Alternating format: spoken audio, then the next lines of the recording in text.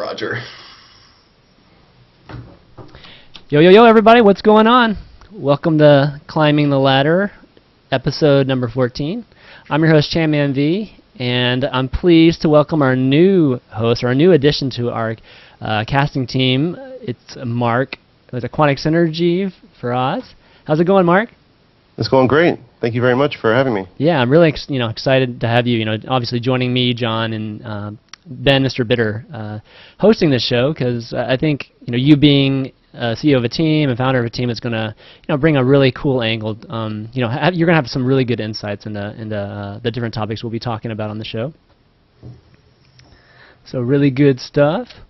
Today, the guest that we're going that we have, we always have two guests, and first guest we have today is Ben FishStix Goldhaber.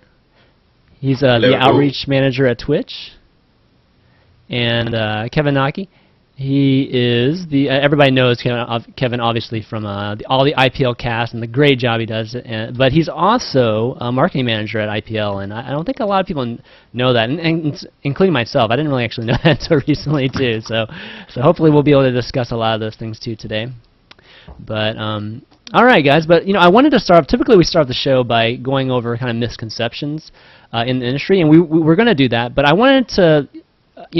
Sometimes we actually end up talking about, obviously a topic that, kind of a hot topic that comes up, and I figured I'd start it off by at least, talking to you, Mark, a little bit about just, Naniwa, right? I mean, big news yesterday, basically Naniwa left Quantic, and, I guess we got the official release, the statement from you guys, and, it sounds like it was amicable, but just kind of want to get your kind of, take on the whole thing, and, just, I guess your relationship with Naniwa and how his whole time was at Quantic. Well, I mean, Naniwa has always been like a real special player to me, because when we originally acquired Sase, and we kind of started to build the StarCraft roster, and we kind of anchored that with Sase. And then when we had the opportunity to acquire Naniwa from Complexity, we thought it was a really big opportunity, of course. And then a week later, we had the ProBrush incident with Nestea, and so it kind of basically got me really close to Naniwa really early in our relationship, if that makes sense. And what I actually learned about him was that he's really actually a really caring person, and he's actually a really soft person. He just doesn't like to show that really very much, and he really is dedicated to his game. And so I felt like there was a lot there that we could build on. And over the many months that we were together, we built on both his persona and his image and his skill and his results. I think that we were able to do some fantastic things together. When it came time that he asked for a release, of course, as always, we always look into the situation that we, as much as we can or as we think is appropriate, and we felt that his reasons were very reasonable, and so we granted that request. And I really wish him the very best in everything that he does. And I told him yesterday, I said, hey man, it doesn't matter what team you're on, dude. It doesn't matter where you are, who you're playing for, whatever. You can always call me. You can always hit me up on Skype, whatever, if you have a question or a problem or anything, and I'll be there to help you, because I really kind of believe in investing not just in the player but in the person as well. And I kind of grew pretty close to him, I guess. So yesterday was a rough day for me. I mean, did that come as a surprise to you, or was it kind of out of nowhere? And I mean, just to be clear, this was before the end of his contract, right? He actually this was actually an opt out of his contract. Yep. Okay. I mean, it was a little bit of a surprise, but once I understood a little bit more about the situation, I guess it made more sense, and I really didn't want to, I want our players to be happy, and I want them to want to be here. I really feel like, in comparison to all the other teams out there, that we have something really special here within Quantic, and that we really believe in trying to propel our players to their potential. And I feel like if a player, for whatever reason, doesn't want to be here, then I've never ever held a player to contract if they genuinely don't want to be here. Does that make sense?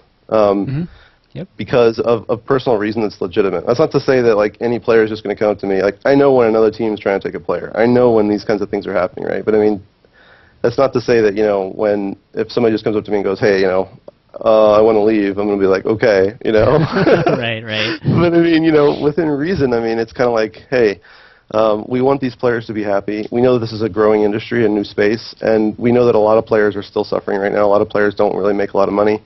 And so it's real important that they're in an environment that's completely supportive, that provides them the facilities to train, that provides them the logistical support, that provides them all of the gear and specialty items that they need to perform at their best, and more importantly, provides them the morale and the team infrastructure to really kind of like that team support and practice partner support to really be able to flourish.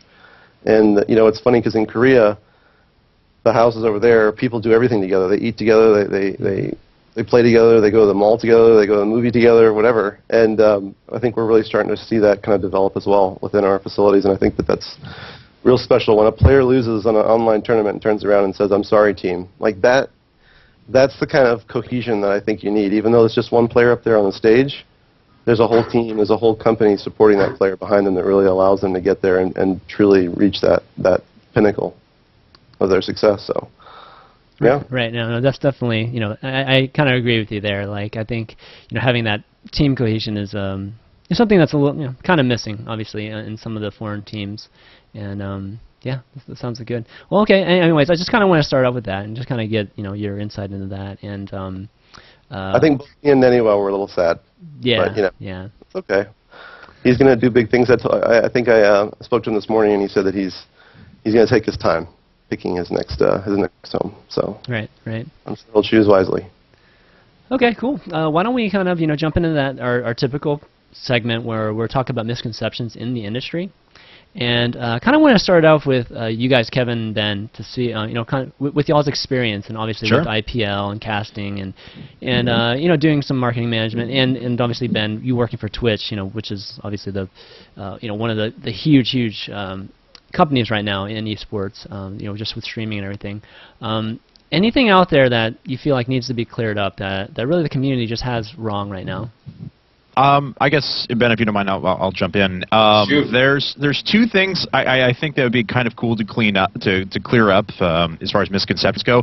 One of them, a comment that I get a lot is whenever I post something related to news or information about IPL, people are always like, well, how does a caster just know that, or how does a caster have that sort of information? And I did start at IPL as just a caster, quote unquote, but that role quickly grew. I'd done marketing for other organizations and companies in the past, and I quickly grew into a marketing management role here, and now I kind of oversee everything from broadcast operations all the way through marketing and our overall talent and how we scout talent and things like that, involved in the core team and management decisions.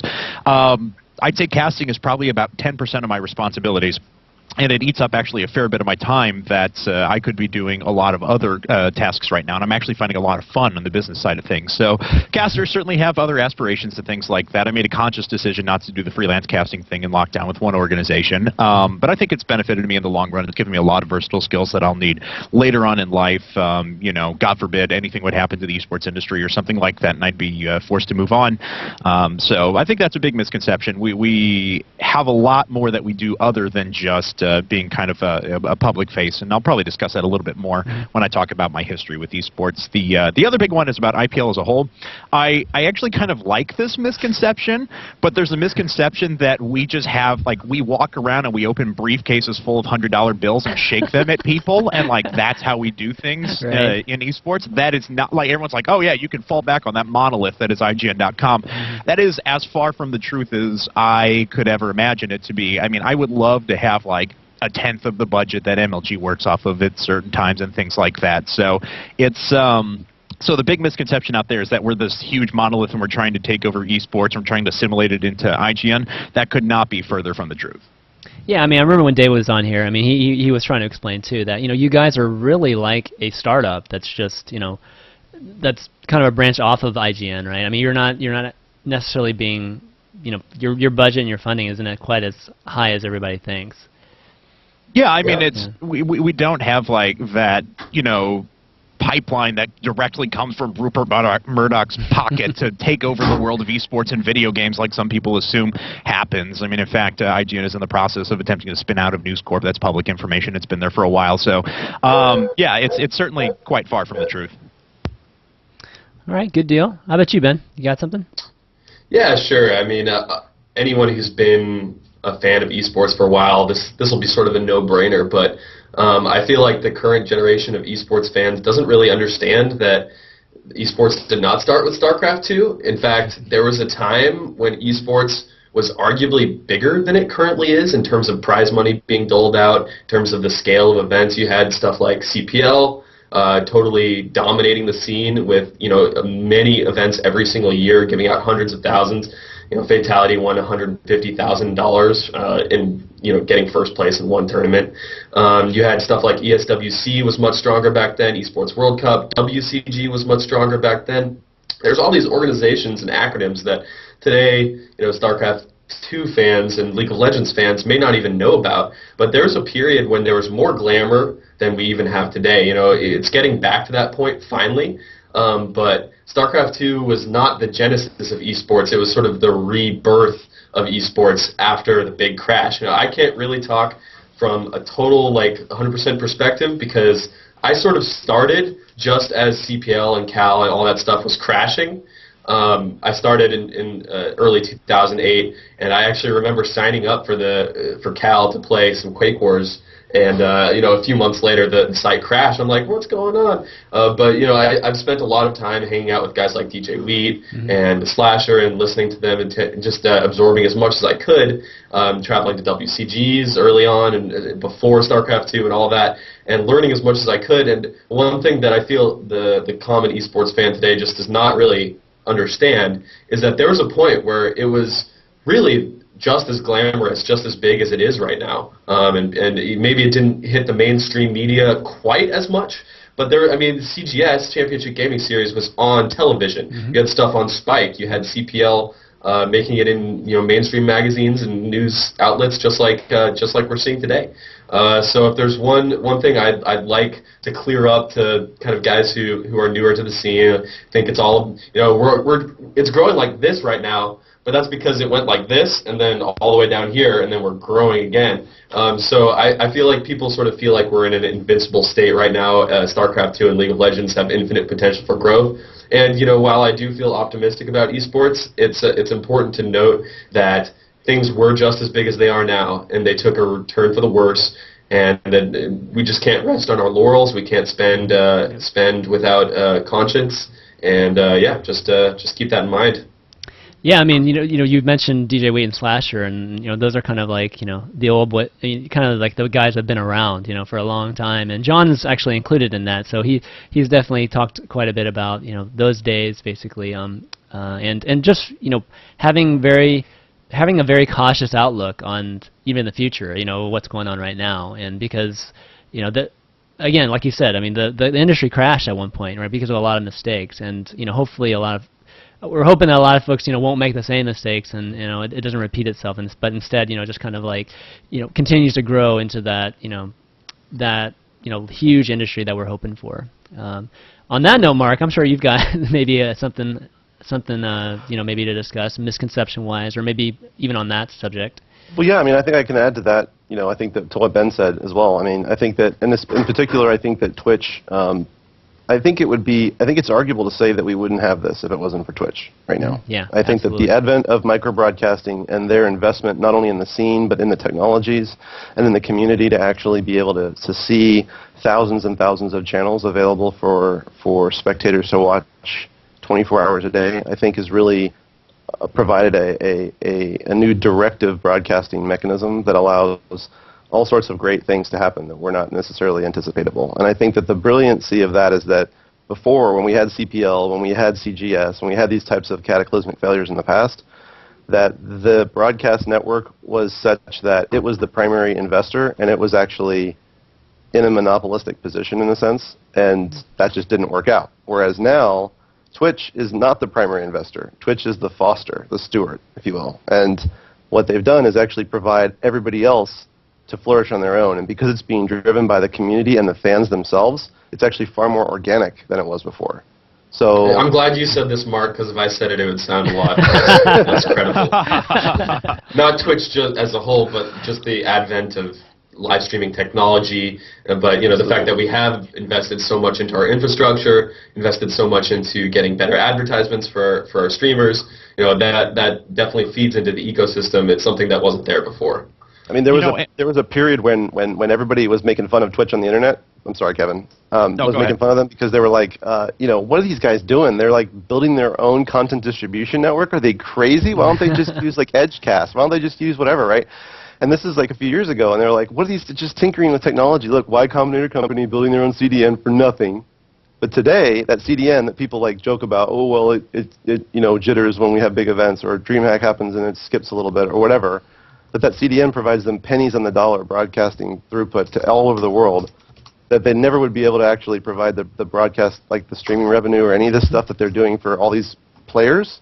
They wouldn't be able to do that if they didn't have those margins. They wouldn't be profitable if they didn't have those margins. And I think that that's so important to realize how long ago they were investing in this technology.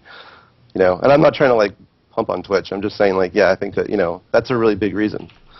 And another thing, too, is that, there's always been this idea, I think, in the industry that we have to get to television, we have to get to established media, that's where the money is and things like that. And what we're starting to see is that there's kind of a paradigm shift in the way people are approaching content delivery. We're working towards a microbroadcasting, we're working towards these online sites, and the viewership just keeps growing there. And so, my hope is that we get to a point where we don't even have to concern ourselves with television. It becomes relatively unimportant. We can keep the broadcast true to the way the games are presented. We don't have to alter our content, in a way that compromises the integrity of the league, and organizations like Twitch, the online broadcast platforms, they do that, and I'm really happy to see that, honestly.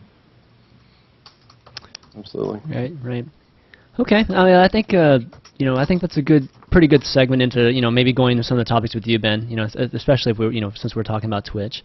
You kind of went over a little bit of your esports history, but I know you've been around for quite a bit, and have you been? Were you a player before? I mean, were you a player before when you first started? Well, if you'd like me to start from the very beginning, exactly. I was always extremely competitive when it came to games. I'm actually, little known fact, I'm actually a triplet. So I have two brothers the same age. And growing up, me and my brothers would kick all of our friends' asses at video games. Like we were so much better than everyone at like Mario Kart and Smash Bros. So I always had the competitive drive since a very, very early age. Mm-hmm. Then in 1998, I found Tribes 1, Star Siege Tribes. Played that for a good decade, literally about 9 years I played Tribes. I moved on to Tribes Vengeance eventually, but came back to Tribes 1. And I played that competitively, and at the age of 12 or so, I was part of like this big like clan that wasn't super serious. We weren't very competitive, but I moved to a point where I was like co-leading this clan at the age of like 12 or 13. But basically I stayed in my Tribes bubble and didn't really venture out towards like the greater world of esports for about a decade. When all the Tribes games finally started to die out so badly that there was really hardly any competition left, I moved on to Quake Wars, Enemy Territory Quake Wars, where I joined a crew called ETTV, Enemy Territory TV. And through that, I went to my first QuakeCon, which is where I met DJ Wheat, Scoots, and Slasher. And basically that was my first moment of, holy crap, like there's a lot more out there than just, the little niche communities that I've been infatuated with. There's this whole scene going on with Quake and Counter-Strike and all this stuff, and there are tournaments around the world, and I didn't really understand that until that point. So it was about 2008, QuakeCon 2008, when I first began to understand. Then in 2009, we launched Quake Live TV when Quake Live came out. And I called into my first Live on 3 ever, the first one I had ever listened to. I called in and just promoted Quake Live TV, talked to DJ Weed, and basically I just continued to talk to these guys.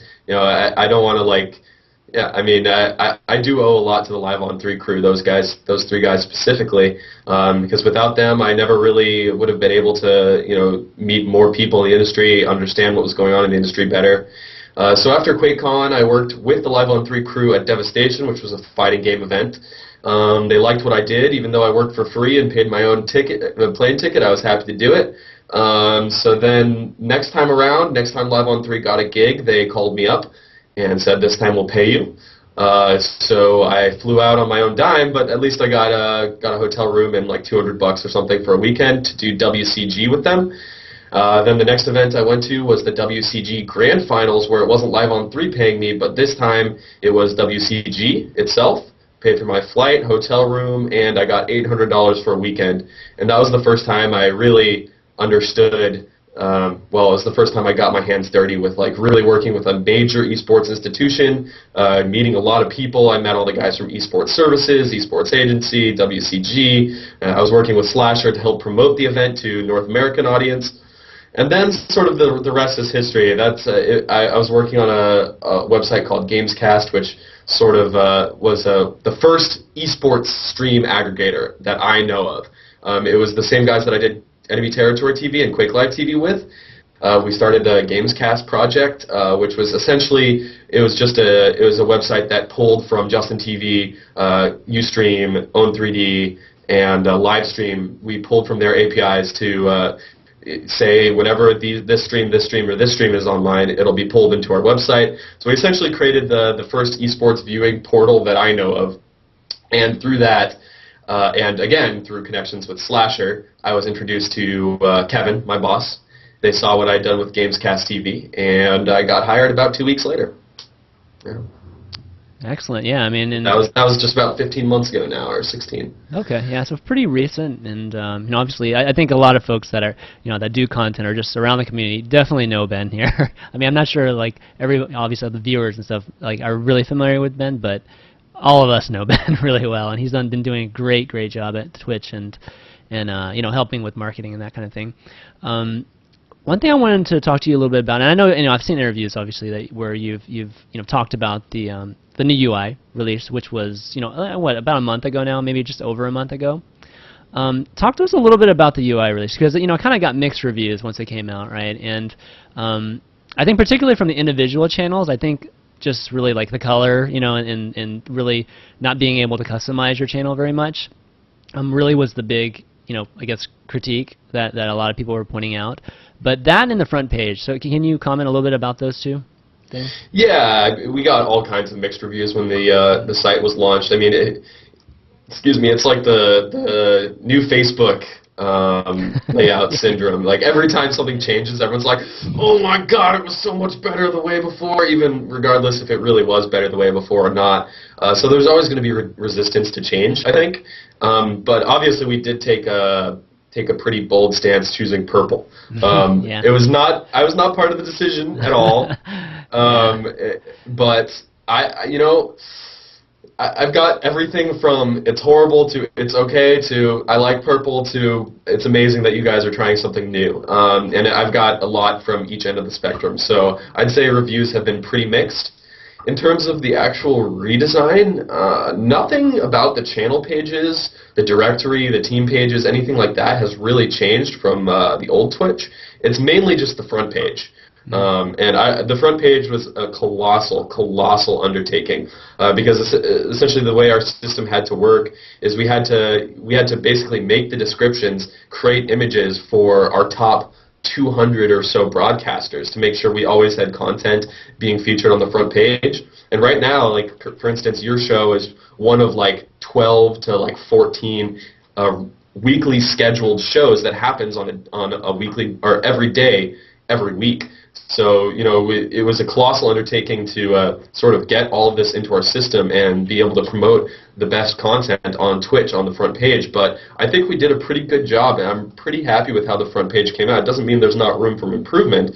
I mean, it's pretty much an infinitely deep project to fully spec out people's front page promotions, when they should be live, what priority they have, the info section about them. But overall, I'm pretty happy with the way we're able to feature content now. It's much more meaningful than the old Twitch site, which was sort of just here's a stream once you're at the Twitch front page. Now we have the info section, we have multiple things to choose from, blah blah blah. But I will say, with the lack of customization, that this is esports, so I'm going to make an announcement of an announcement. But we've got new channel page stuff in the pipeline that's going to allow for a lot more customization. I probably shouldn't be saying this, but there's going to be a lot more customization coming really soon, as well as like a sort of modular channel page that will scale to the size of your browser. So a lot of cool stuff is coming in the very near future. Well, I don't know how quite. I don't know. Varies probably. I shouldn't give any sense of time, but it's coming. It's in the pipeline. Good stuff. Good stuff. I mean, regarding the front page, I think it's been absolutely great. Based from an advertising, and marketing standpoint for the channels. I think, I can just speak from my show, for instance. I mean, I think my show gets a lot of exposure whenever it is on front page, and it's been wonderful that way.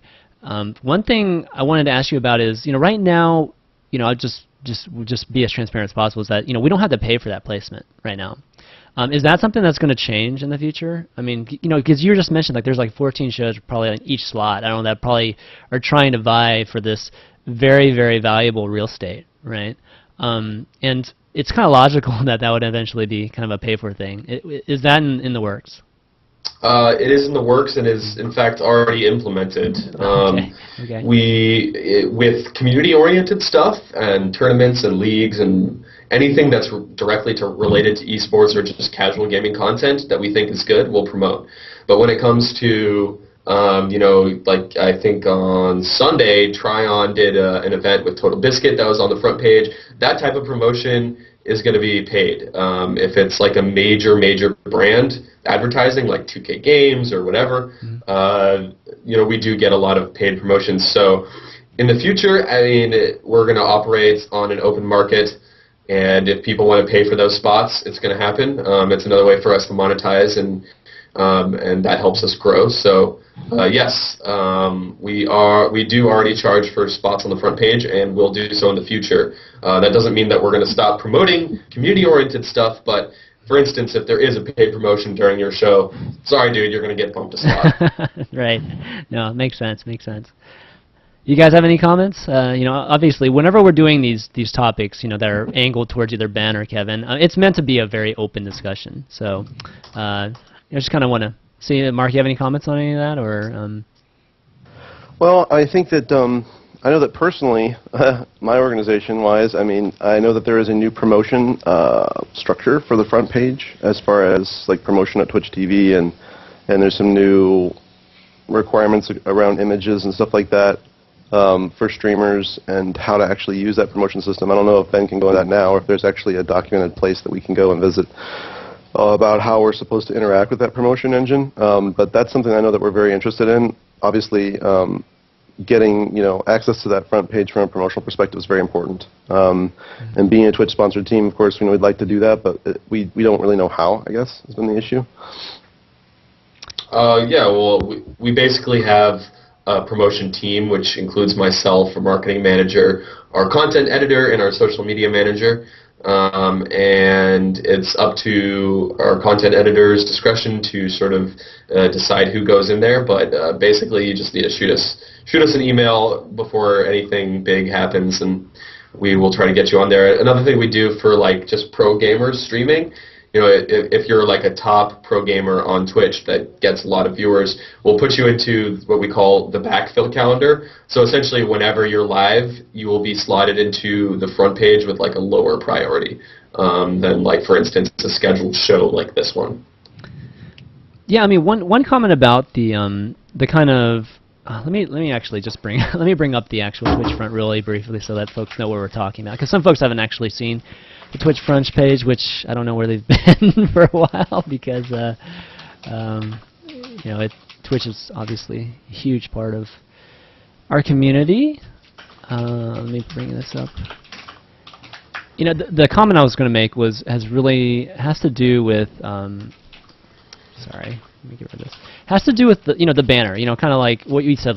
There's only one channel that's played, right, on the actual. The actual Twitch player, right? And obviously folks that go to the front page will be watching whatever show or whoever's channel is being played. Then you have this other placement, right, which is, whoa, it kind of looks weird there. You have this other placement that's basically the banner. Oh, sorry guys, it's looking kind of weird on my screen. And you kind of see what other channels are either can be swapped in and out, I guess, on each refresh, right? Do you know how well those that actual placement does? Unfortunately, I don't. We don't have Google Analytics tracking clicks on the front page since I think it's a Java something or other. I don't know anything about technical anything, but since it doesn't actually like reload the page, I don't have any way to check that currently. We're thinking about ways to sort of track those analytics better. But what any broadcaster can do actually is if you go into your broadcast dashboard, go video views and do it by player type, you can see how many views are coming from the front page, right, from the Justin TV directory and whatnot. But I don't actually know how it performs on these if you're not the featured stream, but one of the thumbnails. Right. When I do stream tribes, I put myself on with a really low priority. And it does boost my numbers. I do get front page views, and I'm pretty sure that at those times I'm never being put in the front slots. So I mean, of course it's going to be less of an effect, but right. No, it's still better than before when there was no placement for you. So yeah, definitely a good thing. Recently, I know like folks, some of the players, StarCraft 2 players in particular, have tweeted some things that have to do with really just lower revenue recently. And particularly, I'll just bring up like an example, like In Control, right? I think the one that a lot of people talked about was In Control. I think a couple weeks back, like tweeted that he streamed for 7 hours, had like 2K concurrent, average concurrent, and he made $35 that day, for 7 hours, whatever, which is really low, I think, for just given what the CPM is. And so wanted to get your comments. I know the summertime is a slow time for advertising. But has there been a drop in, like I know fill rates are, a lot of people don't understand the equation, but fill rates plays a big deal with it, and obviously ad block and that kind of thing. But has there really been any kind of drop in from the ad space standpoint, or that's just, again, it's just seasonal thing? The short answer is no.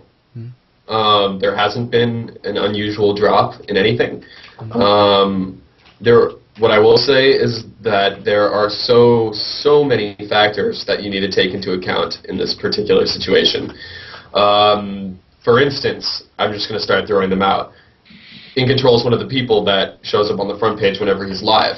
We don't show advertisements on the front page or the Justin TV directory because we don't believe that is a good user experience, and we don't want to push people away from our front page. We want to keep them there so they can see all the content.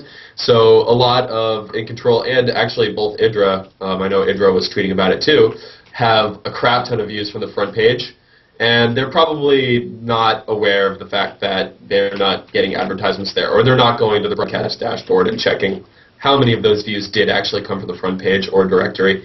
Another thing is, the biggest thing really, is seasonality. They both made those tweets, let's see, early July. Early July is the start of a new quarter. Start of a new quarter is always bad, but July in particular is one of the worst months of the entire year, especially in the early parts of July. So the short answer, I'd say, is nothing was really out of the ordinary. Fill rates are low at that time because there's basically, people think that advertising is just like something that you turn on or off. It's really not that simple. We have CBS, we have other agencies we go through, Live Rails, we have other, in Europe we have other agencies, in Asia we have other agencies, and these agencies go out and actually pitch your product to brands. And it's actual people, marketing people, who are pitching your product and going out and making those deals. So if they don't have everything lined up to be, to run smoothly at the very beginning of the quarter, when all of the deals from last quarter are expiring, there's going to be a period of low fill. It's also seasonality, such that during a lot of companies make the vast majority of their advertising money in December, literally in December, because advertising is just that much better at that time of year. So it's seasonality. It's also if the ad guys are in the office that week. If the worst possible scenario is like the start of a new quarter and it's a weekend, because it means none of those ad guys are even in the office. So there are just so many factors that come into play here: promotion, seasonality. The time is at the beginning of a new quarter. There's just a lot going on. Okay. Yeah. Great. That's obviously. I think that was. And I guess to sort of cover our ass a little bit, if you go to any other site at that time of year, YouTube, Own3D, whatever, it's going to be the same deal. I mean, Own3D has the similar deal with CVS as us. So they don't really have any more ad inventory than we do at that time of year. So it's pretty much the same all across the board. Okay. Okay, great. One thing, just kind of segmenting into the next topic. One thing I've noticed on Twitch TV, it's like, you're seeing some channels, some different games kind of, growing. I think just the emphasis of certain games. And I kind of want to ask all of you guys, what games do you think are growing? And there's some ones that are obvious, like League and those type of games. But are there any kind of games that you think that a lot of, like, say, just the SC2 community, which I think a lot of viewers right now are from the SC2 community, aren't really noticing that are growing? Because Ben, I know you work a lot with the fighting game community, and obviously Mark, you know a lot about lots of other games like Call of Duty and that kind of thing. So yeah, well, what games do you think are maybe kind of will sneak up on us and become just a big industry in esports? I noticed Siglamic just put in chat Super Mario 64, and I have to say I'm pulling for him as well. That's kind of the most captivating thing that I've been watching lately. I can't stop watching his speedruns, but I don't know. It's kind of a weird situation right now. I mean, especially as us as a league, we're involved with who's up and coming at the moment and stuff like that. I think fighting games are really on the up and up right now. Capcom games have proven to be very effective. Evo had monster numbers, and it was really cool to see the enthusiasm of the crowd there. So I'm super happy about that. There's a few different titles out there that I guiltily want to see kind of rise up potentially. I've been playing way too much Shoot Mania recently, so I'd love to see the community get revolved around that. Yeah, well, actually, our office is ridiculous. Into the game right now. We're 1 and 2 California. Joshy's #1 world, I think now, or something like that. So yeah, he actually hit #1. He hit #1 world temporarily, but after like a night. So bad at video games. Well, I mean, it's not. Well, I mean, it's accumulate points to get ranked. So he's not good. He's just played a lot. But anyway. No. I know he's watching right now too. Is the worst part. I'm just kidding. I'm not. So the. Anyway, so I mean, so those are going up. I do think that StarCraft views are stagnating right now. It needs a bit of innovation. It needs a little bit of an inject of life, and I don't know if that has to come from the developer on the League side, but I'd like to see some improvement there. And League has just been doing really, really well recently as well. Our League streams have just been through the roof. Well, it seems like you're sort of directing that question towards more of an esports focus. Yep. In terms of new games coming up, in terms of viewership, there really hasn't been much shakeup. I'm going to sort of not answer your question directly and sort of give my own answer. But one thing to keep in mind again, as Kevin was saying, StarCraft 2 has been pretty much stagnant for a long time. There's so many weekly tournaments and so many, there's at least 2 or 3 major LAN or in-person events a month. And those events still get great numbers. It's nothing to be embarrassed about, but it has stagnated. It is completely and utterly stagnated. We saw NASL Season 1 get 90,000 concurrents. They peaked at 90,000. Guess what? IPL was barely able to beat that, and they're the only ones who have, that I know of. I think someone was telling me that like DreamHack Winter had a little bit more than that across multiple streams, but it was just a tad bit more. Basically, we have stagnated completely. There's been almost zero growth, and almost would say that there's been some regression. If you look at Home Story Cup, the last Home Story Cup, it was another fantastic Home Story Cup with amazing players, great casters. The entire environment was perfect, just like it was previously, but the numbers did not grow. Again, League of Legends got 300,000 concurrents at an IEM stop about, I don't know, like 6-8 months ago. IPL barely didn't reach those numbers for their LOL event, but now we're seeing 100K concurrents, 150 concurrents. It's not like we're seeing both StarCraft and League continue to grow. Yeah, I'll give some perspective on because we were pretty transparent with our numbers at IPL 4. They were all pretty much publicly available except for the Chinese stream that we had simulcast through a few viewers, and we had 346,000 concurrents. And for the event, that actually hit, including our Chinese streams, were at like 102, 103,000 for StarCraft at one point, and the remainder of that 243,000 concurrent viewers for League of Legends, and those are the streams that we had up. So I mean, even if it wasn't necessarily stagnant, because we did have a small increase in StarCraft views there, the LoL views just went through the roof. It was unbelievable. And I would segue really quickly to saying that, we've seen Dota 2 continues to do decently when there's a big event, but it's not really consistent. And no other game is really coming close to that right now. We've seen games like DayZ, Diablo 3, absolutely huge on Twitch, but that's obviously not an esports title. I mean, I'd love to see Shoot Mania start to get viewers. I'd love to see Tribes Ascend start to get viewers. I'd love to see Counter-Strike Global Offensive start to get viewers. Hell, I'd even like the next Call of Duty to start to get more viewers in it than it gets currently. But as it stands, no one wants to watch FPS of any kind. It just there is no audience for that at this moment. So yeah, I don't know what the next game will be. Actually, Mark, do you have a comment on all this? Well, I don't know. I mean, the next game, I think, it's too hard to tell. I mean, I think that it's probably going to be a game that we've already seen before, maybe, I think that we thought that Battlefield 3 was going to be pretty big, but they forgot all the esports support and all the spectator stuff, so maybe they're going to add that in Battlefield 4. It sounds like that's a really big thing that they're going to be focusing on. But yeah, I mean, it's really hard to tell. Mm-hmm. I think that StarCraft has more life in it, but I think we're going to see a resurgence of some new faces. I think that'll help a little bit. But yeah, I mean, I don't really know. Yeah. I wish I did. Yeah. I wish I did, because it's really central to my business, but I couldn't tell you. Yeah, I mean, the thing, I've noticed it too, and obviously you guys had the numbers, so obviously you guys will be, more of a, what you're saying obviously has more value to it. But the one thing I wanted to ask you guys is, right now I think with esports is like the viewership has a lot to do with the folks that are, the actual players or users of the game, right? And one of the biggest things about StarCraft, versus like League, is that the usership is just down by lots. I mean, there's probably like about 200,000 people playing StarCraft 2 at this point, maybe 200, 300,000, and you have like. I forget the exact number of League players, but tens of millions of people playing, right? Kind of making a point that's kind of analogous to just real sports. In real sports, not everybody plays the sports, right? Yet it's still watchable, and it can be, it's still a spectator. I mean, it can still be entertainment for spectators, right?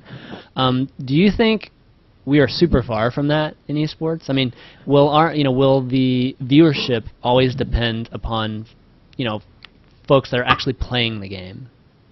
I think so. Soccer is the biggest sport in the world because the most people play it. Well, that's a good point. Yeah, it's also accessibility of the game and stuff like that. Like most people who are interested and have the capability. I mean, let's be honest. Like esports is a fairly privileged industry. It's people that have access to a lot of technology and stuff like that. So most of those people are already on and playing games anyway. So it's a pretty natural fit for them to watch the ones that they're already playing. Now, conventional sports does have a little bit of a market difference in terms of like hardcore fans versus the casual fans. Casual fans of baseball will still go out and throw a ball around or something like that. But still, you have like 1% of people who will actually sit in forums and argue back and forth about specific trades and things like that. 99% just want to sit down with a beer and catch a game with buddies. We're starting to see a little bit of a shift of that in our demographics as far as like IPL viewership is going, where more people are getting away from playing the game so much and just becoming a fan of the scene in general. But I still think there's always going to be a strong component of playing with any esport, just because those same people have really easy access to be able to play that title. I see. Okay. I mean, it's. Do you think there's an issue with will there be an issue with I guess oversaturation in games? Because you listed a bunch of games there, Ben, right? And I guess it's possible with like a ton of games you could have different seasons, but the current state of everything is that every game is like it's basically 12 months a year. For the most part, maybe 11 months. I mean, there's obviously December's probably not a huge month for like StarCraft, but is that an issue? I mean, is there an issue that there's going to be too many games, or do you think eventually, basically the smoke will clear and there'll be a few really big money makers?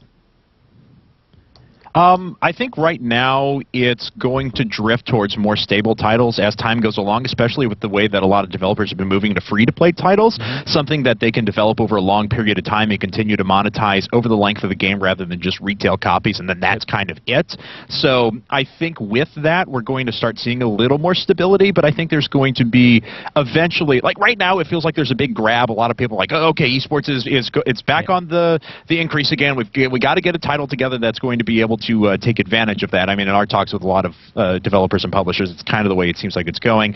But I think eventually it is going to stabilize. You're going to see kind of those monoliths for a while, the League of Legends of the worlds that have a pretty great monetization mechanic built into their game, kind of finds a little bit of long-term stability as an esport.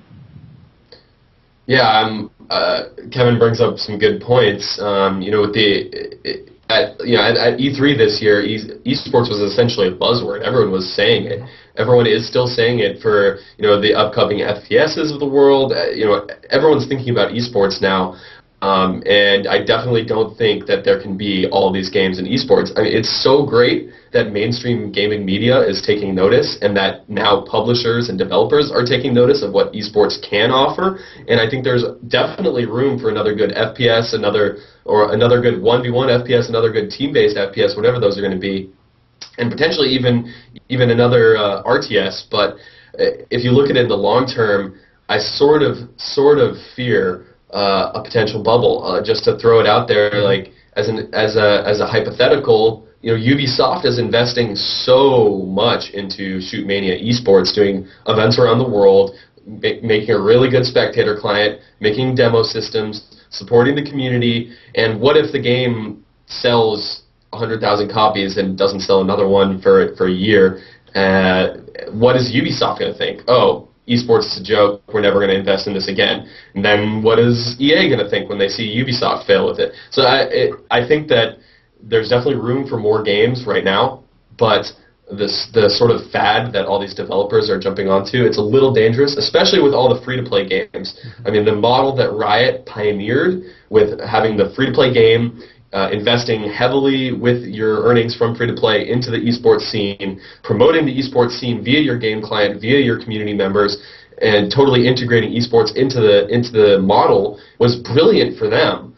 But if 10 more free-to-play games come out in the next year and try to do this, guess what? None of them are going to see success, or maybe one or two, but there's just not enough esports fans. I don't think it'll work unless the games are seriously amazing, or something drastic happens and suddenly there's a lot more people who care about esports and competitive gaming.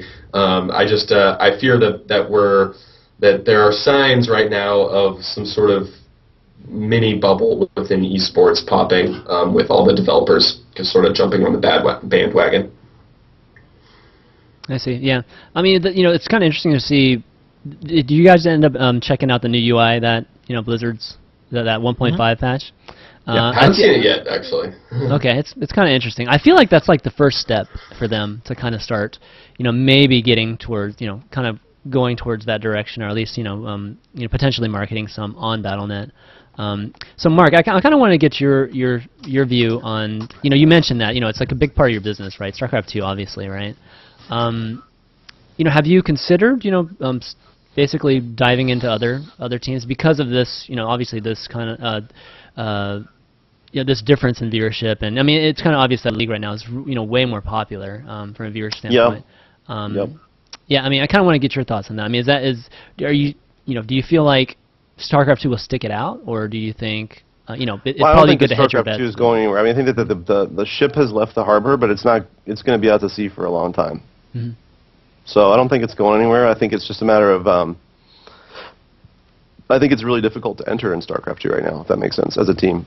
I think it's exceedingly difficult. Which is good for you, right? I mean, that's... Well, I mean, it's good to a certain degree, but I mean, I think that there's new global teams and new team organizations that are really being founded around different games, is I guess what I'm saying. Oh, I see what you mean. Like CLG, is kind of around LOL, right? And Solomid around LOL. I think that we've looked at LOL a bunch of times, but it's just never been the right decision. It's never been the right thing to do, the right movement, I think the LOL teams, because of their massive viewership, they get engaged directly with streaming providers like Twitch and OWN in outrageous compensation scenarios that leave it difficult for the larger teams to engage them. And I also think too that we provide a lot to our players besides just a paycheck, But the thing is that when you're making the kind of money that some of these people are, that you become really centered around that paycheck as a primary driver. Does that make sense? I see. Yep. And it's kind of like, well, if I have 15,000 people on stream and I'm cashing in to the tune of $30K a month, what do I need a team for? Does that make sense? Yeah. No, that makes sense. And I think that's the reason why you see a lack of professionalism, I think, in some of these scenes, because these young folks, they don't really understand how to work with partners and sponsors and how to actually, do some of the things that are businessy, I guess, that you got to do to be able to successfully engage those companies. And I don't think they realize in some cases that working with a team, a professional team, would actually grant them access to that. But I mean, I'm way oversimplifying it. It's not that simple. Yeah. And I mean, it really isn't. Look, I'd love to have an LOL team that had 5 dudes that all had 20,000 Facebook likes and could pull down 5,000 on stream. But there isn't one to be had. I mean, I think that Call of Duty is a great example because there's so many people playing Call of Duty and it's such a big game. I think the problem with Call of Duty is that we don't see it played in the circuit like it's played online. Does that make sense? I think that people watching Call of Duty are watching a different game than they are playing. And I think if we could resolve that, that might actually help a little bit because there's like 1 billion people that play Call of Duty. It's like ridiculous. So if we could get even a small fraction of those people to watch competitive Call of Duty, that would blow everything else out of the water. But Call of Duty is one of those games where the skill gap isn't as wide as it is in StarCraft 2. I mean, when you play StarCraft 2, you can learn it in like just a few hours, but you can't master it in a lifetime. It's just one of those games where no matter how good you are, there's always better you can get. Whereas Call of Duty, like when you play Call of Duty, it doesn't matter how good you are at it. But I mean, if you watch Call of Duty and you see, one of our player Aches or TP come along and they take out this guy and you're like, yeah, I could have got that shot, man. I could have got him, right? But it's not like that when you're like watching MMA, like take down frickin' Dong Regu. You're not like, yeah, I got it, man. I could do that. I got it. You're like, hell no, I'll never do that. That's crazy, right? Yeah, I mean that's definitely true. But one thing about Call of Duty, I mean there are times I've been watching Call of Duty where it's like, there's no way I'm going to shoot that guy through the wall or throw, like they just throw that random grenade that seems lucky to me. Call of Duty. It's I mean that's the thing about Call of Duty though, is that you actually there's more of a direct, like from a viewing standpoint. I mean, you can actually see the movement versus like StarCraft 2. I mean, they always talk about cameras on the players, right? StarCraft 2 are on their hands, right? Because watching their hands move is the physical aspect of it is like what's can make an impression on you versus Sase looks like he's got 4,000 volts of electricity. Exactly. And obviously they've been getting better at IPL obviously has been doing that. But with Call of Duty you can just watch the game and kind of see that crazy action, but it's kind of one of the reasons why it's hard to watch too. It's because it's like if we were to watch StarCraft 2 on these people's vantage points, I think we'd get sick watching the screens just constantly change too. But okay, yeah. Kevin, I kind of want to ask you a little bit too. Is that talking about multiple games, and we've been talking a little bit about saturation. I've brought up a point in past shows where I've wondered if I kind of want to get your opinion about whether you think or the logic behind having, I guess, multiple games on the same weekend. Having events for like StarCraft 2 and League of Legends on the same weekend. When we look at just conventional sports, we don't have like the Super Bowl and the World Series on the same weekend, right? Because Yeah, I mean, right now, I mean, though, it's a pretty similar audience. While there are fans of all sports, I mean, demographics are actually pretty different between the various different major four sports in the U.S., if we want to use that for example, or even if we want to throw soccer in there on top of that. The demographics cross over very closely inside of a lot of the titles that we carry right now, and we know there are some differences once you get into shooters and fighting games and things like that as well. But for us, as an organization that has finite amount of resources that can't dedicate to putting on live events every week or so often, it's a lot easier for us to drag multiple production rigs or something like that to one big venue than it is to take 5 or 6 venues or rent them out over several weekends or something like that and try and bring production setups to each one. So for us, it's a measure of logistics. We can get everyone in the same place. No one's really brought that up as a complaint necessarily amongst our fans. So I don't think it's too big of an issue right now. In fact, for us, it kind of helps us bring communities together, at least for now. Mm-hmm. I see. Okay, good deal.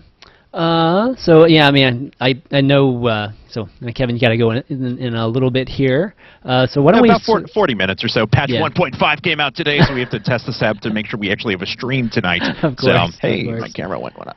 But why don't we segment into some of your topics here? Okay. Kind of similar to Ben. Why don't we have you kind of go through a little bit of your esports history and maybe end with working at IPL and really what are the kind of pros and cons of working there? Sure, and just so people know, if my camera goes nuts, like I didn't want to fire up all our ridiculous amount of production equipment, so I'm on a really janky webcam that's like duct taped to our big camera, so it may fall down. So not representative of IPL, nor are my remarks, just in general. Now, so I started back, I've played games competitively, I mean, not really professionally, but competitively as long as I can remember. FishStix specifically mentioned Mario Kart. I hereby publicly throw down a Mario Kart Double Dash challenge between our office and... bring it. No, okay, my family, so family of 6, played Mario Kart Double Dash every night for a year and a half, for 2.5 hours a night. I've never lost a Double Dash challenge, and I never will lose one, so I'm just publicly saying that. So Ben, time to contract Sig to Twitch for a day. Nice. So... But as we went through, as I kind of grew up, I played a lot of games. The game that I played probably the most was Wolfenstein Enemy Territory, as far as competitive games go. It was, so I will still take down most people in Radar. I'm still confident in my abilities, actually, as access to hold on that map. So just throwing that out there, like 3 people who are watching this will get that, but I'm okay with that. And so from there, I kind of fell out of competitive games for a while. Reason being, I grew up in the country. We didn't have the world's best internet. I wasn't, I didn't have availability for the newest games until I went to college. So I played a lot of offline games. Offline RPGs were always my favorite. My favorite game of all time is Elder Scrolls III Morrowind. But eventually I went through college. I got into radio there. I've been doing some acting in high school as well. And when I came out of college, I really started getting into StarCraft 2. And playing the game led me to Team Liquid. Team Liquid led me to streams, eventually to Justin TV, where I fired up a stream of my own, and now Twitch TV, of course. And so I just ended up casting quite a bit. I was a full-time grad student. I was married. I had a half-time research assistant job, but I was still casting like 30 hours a week on top of running multiple social media channels and editing like 30 videos a week and stuff like that. So I had a really full schedule, but I wouldn't have traded it for anything. I loved what I was doing, even if it was only to 3 or 4 people a night for a while. But 3 or 4 people became 20, became 50, 100, 250, 500 a night. And eventually I figured that if I really wanted to go with this, that I needed to do something. So back in April of last year, so I guess about 13 or 14 months ago, I funded a trip to MLG Dallas, and while there, I was introduced and met the Vice President of Engineering of IGN at the time, David Ting, who's now our General Manager of Esports for IGN. We ended up talking for a while. Fortunately for me, but unfortunately for the crowd at MLG, the commentary was actually cut. This was pre their sound isolation booth. They quickly rectified it afterwards, but they couldn't play commentary for anyone in the audience. So I ended up sitting down and just personally commentating a few matches to him, and a few days later he gave me a job. So, nice. Oh, there you go. So I moved out to San Francisco and kind of went from there. Since I've been here at IPL, though, like I said, I kind of mentioned this a little bit before at the very beginning, I made a very conscious decision to not be like a freelance caster or anything like that or bounce between organizations. I appreciated the opportunity that IPL had given me, and so from there I've kind of tried to grow into different roles, hence taking on marketing and talent and broadcast oversight, a lot of different things. So, and I'm involved in the core management team here, so that's kind of the direction that I'm going. In fact, I'm probably going to step, like, I don't know if I publicly announced this at all yet, so you have an exclusive. I'll probably be stepping away, not from casting altogether, but I'll be scaling it back to just a couple days a week, because right now, you know, I'm trying to work like 40 hours a week at basically an entire job, which is nothing but marketing, and then I have like, bam, 15 to 20 hours where I have to cast on top of that. So I really could use some of that time to help propelling the IPL forward as a whole, and I'm actually having a ridiculous amount of fun with the business side of things as well. So that's kind of my, I guess, esports history in 2 seconds, I suppose. Okay, yeah, I mean, that's, you know, every time I, you know, think of IPL, I have to say, like, I hear your voice like in my head. I mean, your casting is definitely synonymous with IPL for me.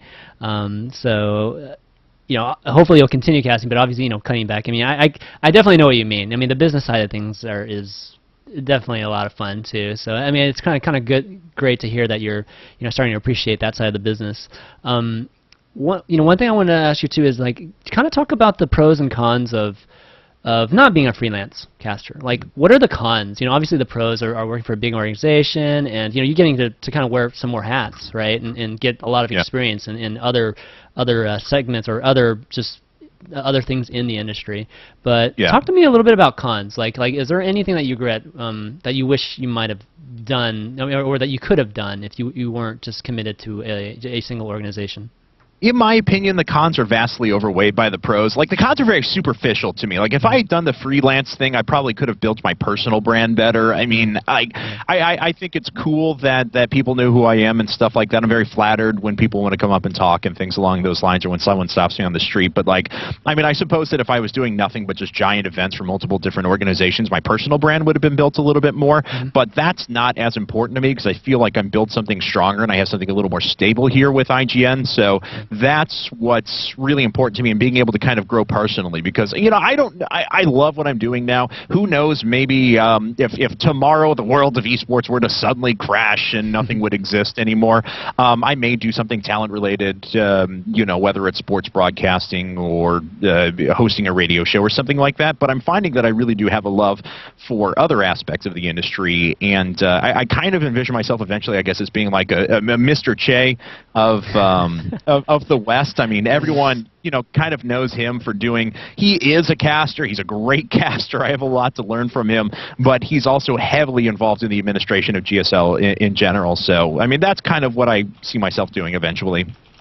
Okay, great. I mean, you know, definitely it feels like both you, Kevin, and Ben, I mean, if you know, it feels like y'all are heavily invested into, you know, the companies and what they're trying to accomplish. So that, you know, that's always a great thing for employees, you know, or just, I mean, for a company, for employees to be that invested in, you know, one, I just continually grow in the company and that kind of thing.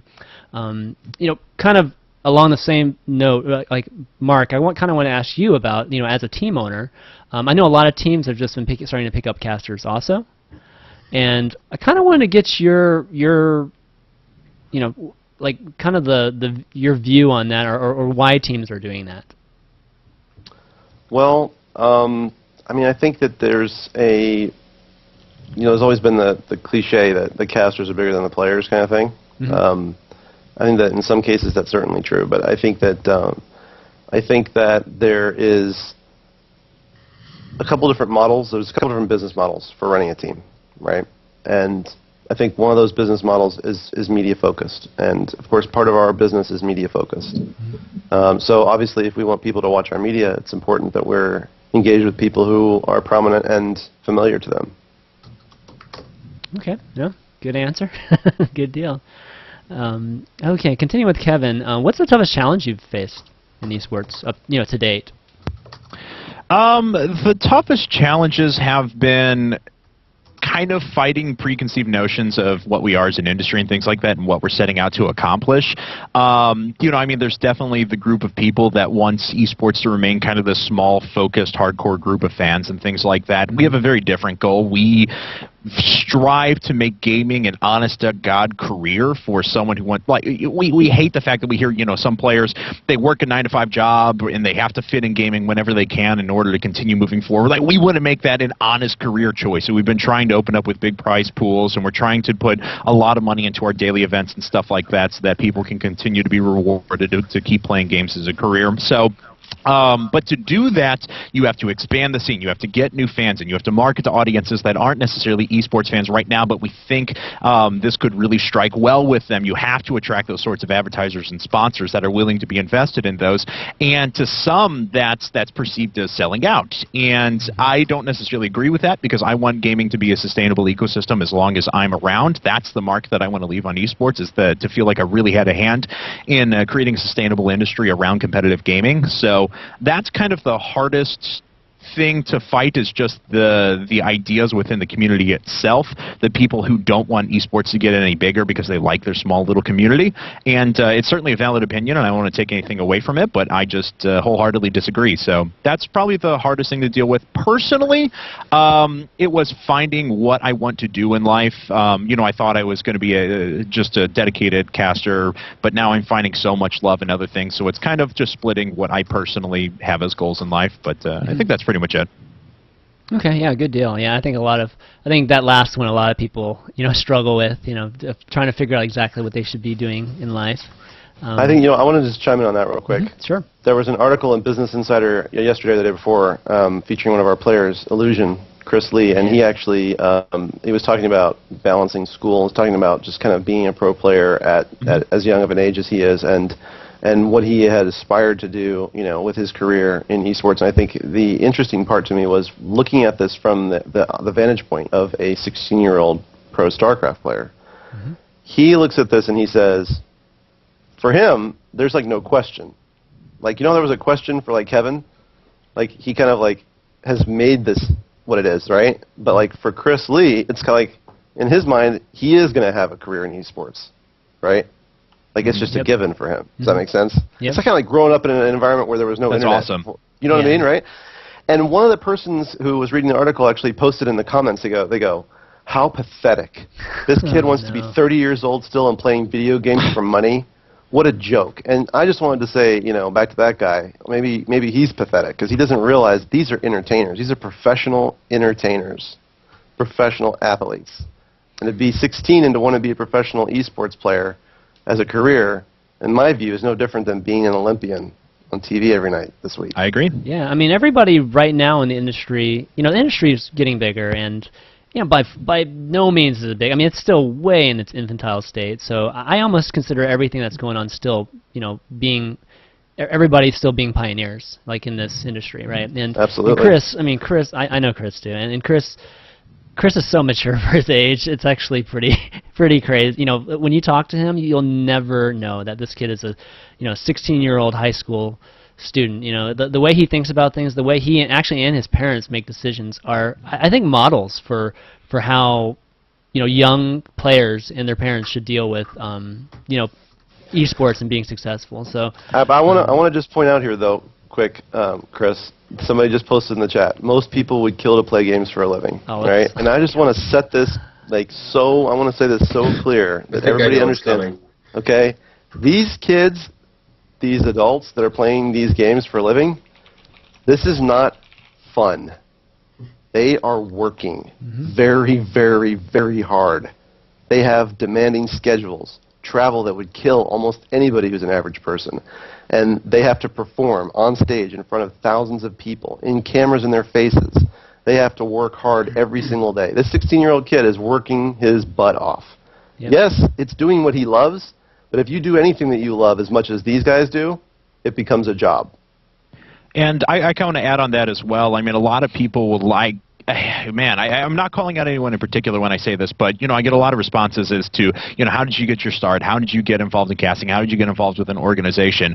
And while there was, don't get me wrong, I will always consider myself lucky to a degree, but I worked my ass off. I was working, like I said, you know, 70, 80 hours a week, something like that when I was in grad school, just to be able to put together a stream on top of the amount of schooling and work I was doing to make ends meet, on top of having a wife and stuff like that. So, and since we've been here, this is hard work. It's a hard job. It's more time that I would put in any other industry that I could potentially be working in, and that's where I think really got me to where I'm at. So it's fun, yes. Would I trade it for anything else in the world? No. But did I work to get here? Absolutely. It didn't just fall in my lap, and I don't take it for granted. Yeah, I mean, that seems to be a very common theme in all of our shows, is that, you know, being successful in this industry takes a lot of hard work, whether you're a player or, you know, you're a team owner, or a caster, or, you know, or even a manager like yourself, Ben. I mean, it takes a lot of work to even get, you know, any of these roles right now. And yeah, you know, I think sometimes being a player is glamorized and romanticized some in our community. And yeah, these guys work their butts off, you know, especially the guys in the Quantic house, Mark, which hopefully we'll get to next week, because we have Flo on the show next week. So, but you know, these guys, they practice a lot of hours, and you know, and all those time they're practicing, they're not going out and having a good time. They're not, you know, necessarily. You know, so sometimes you can say, like, some players, you know, they practice so much that you can even say that it might be a little unhealthy sometimes. So, I mean, these guys work hard, and they sacrifice stuff. That's why we really stuff. Focus on trying to focus a little bit more on nutrition, on exercise, on the whole person, because we believe that the entire athlete, you know, I think it's, like, I was wondering myself the other night, well, I wonder if we'll ever see, like, Olympic StarCraft. Well, my wife was like, well, it's not that athletic. But, I mean, this is a full-body sport. I mean, this takes everything of your body, everything of your mind. And if you don't, like, exercise, if you don't jog, if you don't play basketball or soccer like they do in Korea, if you don't actually eat healthy, if you're not on a sleep schedule that makes sense, you're not going to perform. You're not going to show results. You're not going to make main stage. You're not going to be on stream. Nobody's going to see you play StarCraft. And let's face it, if you're playing StarCraft professionally and you're the best StarCraft player in the world, it doesn't make a damn difference if nobody sees you. Right, exactly. Well, okay, guys. Why don't we transition into the brainstorming segment? And this is kind of where, you know, we all kind of come up with ideas or wish lists or, you know, that type of thing that we'd like to see, you know, in the industry, or any kind of idea generation, that type of point. And because, you know, one of the things that we like to do on the show, I mean, or the point of this show, is to really help the industry grow and obviously educate, which I feel like, you know, the beginning of the show is really all about that, and then kind of conclude with any ideas that folks can take from watching the show. Any of you guys got anything? Well, just to piggyback on what Mark was just mentioning, Olympic StarCraft. Yes. I think one of the biggest things missing right now in esports is WCG. WCG is a shell of its former self. ESWC is, you know, their next event sounds promising, but also a shell of its former self. ESWC stands for Esports World Cup, by the way. I think one of the coolest things, one of the most interesting things that could possibly happen in esports is a league or an event that pits nation v nation across a variety of games beyond what WCG is doing, because, you know, they're going to host a tournament for free-to-play Korean games that hand them $100,000. So that's not really what it should be. But I think one of the coolest events I could even imagine would be an event that pits country v country together, that had Street Fighter 4, Quake Live, StarCraft 2, either League of Legends or Dota 2, and an FPS, another team-based FPS, whether that's CSGO or Tribes or Shootmania, something that just has a well-rounded balance of games and has the international appeal would be one of the coolest things ever. I would love to see that. I mean, when you say, you know, obviously listed those games, do you mean like everybody is on the same team, or do you think, or you mean it's like individual events per game, but obviously there's nation versus nation? You know what I mean? Is it like Team USA versus like? Well, yeah. In a Counter-Strike game, you'd have Team USA. In a team-based game, you'd have Team USA. I'm saying individual events for each game, but you could see that the U.S. took gold medal in Quake. Rafa won Quake. They got a bronze medal when whoever took third place, or that kind of stuff. Just like the Olympics. I think that would be great. And let's face it, that's sort of how WCG used to work.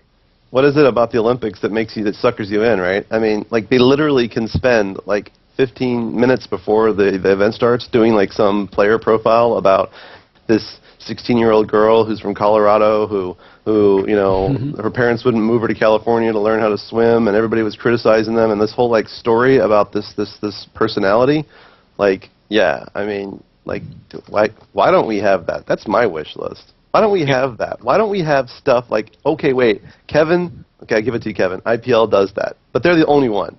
They're the only one who actually takes a look at, like, who is White Raw, and like shows him playing with his family and stuff like that. Yeah, if you feel some kind of personal connection to that player and their life and the sacrifices that they're making to be as good as they are to be up there in the first place, that travels far with me, man. At least emotionally it does, Yeah, well, and it's also, absolutely. I mean, the region-based thing is something that can definitely be used as well, because, if I'm sitting down and it's like, oh, it's synchronized diving's on, screw it, go USA, and I'm in. You don't know those people at all. Yeah, right. Yeah, I mean, I'm in. It works for me. So. It's true. So what do you think of what Blizzard's doing right now, Ben? With WCS? Oh, I love it. I think it's the smartest thing they could be doing. WCS, not all the WCS events have gotten fantastic viewership, but this is the type of stuff that's this is long-term thinking. This is stuff that's definitely not going to pay off this year, definitely not going to pay off next year, but in the very, very long run, I could see it paying off.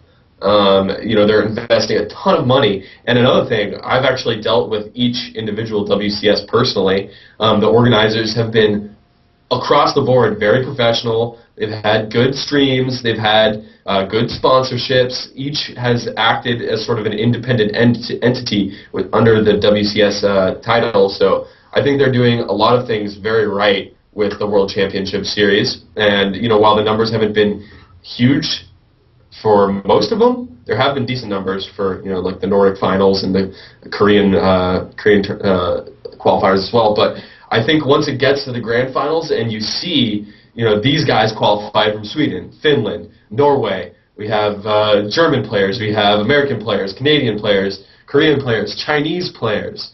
I think that's going to bring, a much-needed hype to the StarCraft scene. I think they're doing a really, really smart thing by investing this heavily this early. Well, you know why the Nordic finals was pretty successful and like the UK finals was pretty successful. It's because Casters. they were not just that, they were standalone. Production. It was standalone. I mean, like the Canadian one and the US one, they were all piggybacked on like MLGs and NASL. Of course, it's not going to do well, right? Like whenever it's piggybacked. So yeah, I wish they were all standalone. Especially, I wish the US one would have been standalone, because I think Vibe just got like. Exactly. I mean, he literally got 10 seconds and congratulations, you're a national champion. Now get the hell off the stage so I can get the Kespa guys on. I mean, it's like even NA though. I mean, NA should be like its own thing. Yeah, it should have been huge. Yeah. I mean, you could get MLG to run it. I mean, I don't know. You know what though? It's not my place to criticize. I mean, seriously, I don't know. And I respect this more than I think a lot of people do. There's always economics in the situation, right? Of course. I mean, it costs money to do all this stuff. So who am I to say that, Blizzard should or shouldn't pay more money to do this, or MLG should or shouldn't do this? I mean, it's clearly they've thought about it. Yeah. But I'm hopeful that next year it'll be justified to do it as a standalone. Yeah, I mean, obviously they'll take a lot from this, and I think they'll be able to see that the Nordic finals did well on its own, and it might, it'll probably justified budget, for maybe a standalone. But it was great. It was great seeing, like, even though obviously the Canadian one was during the NASL, but it was nice to see like Huck walking down that red carpet with a Canadian flag, even though I'm not Canadian, right? Or Scarlett holding the flags. I mean, there was a lot of really cool things about, and it's kind of brings up the whole Olympics thing, like you were talking about. It's just national pride is cannot be understated. I have another wish list item. Okay, go for it. Static venues. Yes, John would love that if he was here. God, he would love that so much. I think the fact that MLG and IPL and all these people are vying for time in these bookable centers and paying all this money to these convention halls and stuff like that, because that's the business that they're in, right? Mm-hmm. I think DreamHack's definitely got a cost advantage on us over there with a fixed facility. Granted, it takes a lot of capital investment to make that happen. I will say that IPL specifically, we're looking to strike longer-term deals with event providers and things like that so that we can have a little bit of stability in location and things like that. Right now, I mean, obviously the ROI isn't there for constructing our own, like, mega stadium or anything like that, but we share the same concern. We're definitely looking to try and lock down a long-term event provider so that we can offer some sort of stability, not just for players and everything like that, but also for our own cost structure. Absolutely, and I think that there's an activity that's dear to my heart that I was involved with when I was younger, and I still remain a fan. That's called Drum Corps International, and it's actually like a marching music thing where you travel like 60 cities in 12 weeks, and you live out of buses and on gym floors, and wow. it's not really, it's not at all associated with any educational institution. It's just a pure, standalone activity, and it's a very respected activity in the United States. And when Lucas Field was built in Indianapolis, Indiana, for their football team, the football field was built in a way that was structured so that acoustically and from a viewership perspective, you had the view from the box, from the 50, from the 25s. You had the acoustics so that the horn and percussion sound would be reflected properly in the stadium on that one side of the stadium. And so it'd be really cool if we saw venues being constructed that were for traditional purposes, but that also took esports into mind, I guess, a little bit, and how the specific needs, like DreamHack has done with their facility there. Yeah, I mean, I could. Yeah, there's the Cyber Arena in Kiev over in the Ukraine, but other than that, like, I can't think of a single legitimate, like, I think that's the only one outside of Asia that I know of that's like a legitimate, like, it's both a LAN cafe, but also a place where you can host tournaments. There's a spectator area. Yeah. I think they've had IEM Kiev there a number of times. Yeah, I don't think there's anything else like that in the West right now. Yeah, I mean, that's the biggest challenge, I think, of running one, is that you have to figure out what to do during those, during the time between big events and how to pay rent, right? But yeah, I think that would be an awesome. I think that's an awesome idea to have a static venue or multiple ones. How many would we need? You think just one would be fine? I think we would need one on the East Coast and one on the West Coast. Yeah, one in LA, one in maybe Austin, Texas, since everyone seems to be going to Austin lately. Austin's really great. How about Houston, Mark? It's cheap. Houston is cheap. It's a concrete jungle, but it's the city you can never leave. You come here, good luck getting away, because you try to get away and that just drags you right back in, man. It's just I was out, man. For those of you who don't know, I grew up in Houston too, man. Oh, nice. I got a long ways from Houston, so that's funny. How about you, Kevin? Anything on your wish list? On my wish list, that people would be happier and work together and all would be amazing. No, I just, right now, I feel that there's an attitude of trying to kind of close off the scene and monetize too heavily a very small group of people. And honestly, I swear to God, I'm not just pointing the finger at one. Like, I see several that are trying to do it right now, and it kind of disconcerts me. So we are legitimately working towards, like, I hate making announcements, but I guess I'm doing it. There is a likely it's likely that there's going to be a great consolidation of leagues, or so I imagine, over the next couple of years, and some of that could be spearheaded by us pretty soon, because I think right now we have a lot of people that are wrestling over 250,000 viewers for their respective games, or whatever the case is, and if we all kind of banded together, combined our powers, so to speak, we could not only activate Captain Planet, but we could also really try and make this esports thing big time. So. Yeah, Captain Planet's already been activated over here at Quantic. We made one. We made one acquisition this year, and we'll likely make one more. I don't know if you've Cool. been if you've listened cool. to the Team Arena Challenge cast that we've been doing, but Eric and I are speculating that you guys are taking over the world one StarCraft team at a time, because now theoretically it's Startail, Quantic, and X-Vile. So we added up all the players and all of the rosters, and there's like 57 at the moment or something. So it's impressive. Basically, I think the bottom line is that there is a consolidation occurring, I think, within the scene. I think that it's inevitable. I think that it has to happen. I think that this stuff costs money, and I don't know about the leagues, but I know for the team's perspective, there's very, very few teams that are making any profit, and if they are, they're investing it all forward into the business. So how to scale and monetize that is definitely a concern, and I think how the teams and the leagues share in that monetization strategy is a real central issue that needs to be brokered and developed professionally and carefully. Because if those alliances, if those coalitions fall apart, then, well, we could see another false start again, which we don't want to happen. Yeah, I mean, it brings up a good point. You guys are talking about consolidation, because I guess the question, whether to discuss is it too early for that? Our industry still is such a it's still a growing industry, right? And it's kind of like what you were saying, Mark. It's like once it consolidates, it's gonna, all the eggs are gonna be in one basket basically. And if that fails, then the whole industry just fails altogether, right? Well, I think if you looked at this though from a revenue standpoint, like if there were public numbers available on all this, you look at all the charts, right?